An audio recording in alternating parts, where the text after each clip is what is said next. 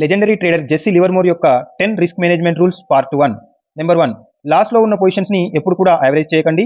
ఎందుకంటే ఆల్రెడీ లాస్లో ఉన్న ట్రేడ్స్లో యావరేజ్ చేయడం వల్ల చిన్న నష్టం పెద్ద నష్టంగా మారి బిగ్గర్ లాసెస్ రావడానికి పాసిబిలిటీ ఉంటుంది. నెంబర్ 2, ఎప్పుడు కూడా స్టాప్ లాస్ లేకుండా ట్రేడ్ చేయకండి.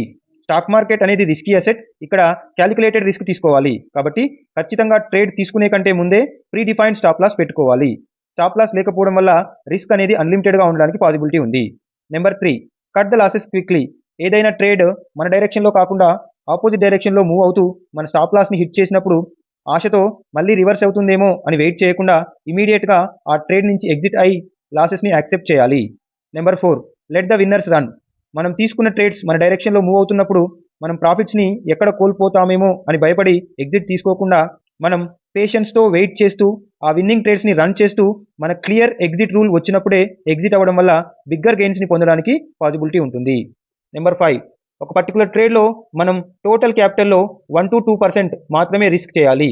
బిగ్గర్ రిస్క్స్ తీసుకోవడం వల్ల బిగ్గర్ ప్రాఫిట్స్ వస్తాయనేది అపోహ అండి. కాబట్టి స్మాల్ రిస్క్ని తీసుకొని బిగ్గర్ గెయిన్స్ని పొందడానికి ప్లాన్ చేసుకోవాలి.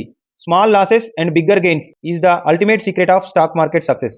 ఫ్రెండ్స్, మన వీడియో నచ్చినట్లయితే లైక్ చేయండి, షేర్ చేయండి. మరిన్ని మంచి వీడియోల కోసం మన ఛానల్ని సబ్స్క్రైబ్ చేయండి. మీ స్వింగ్ ట్రేడర్ తెలుగు.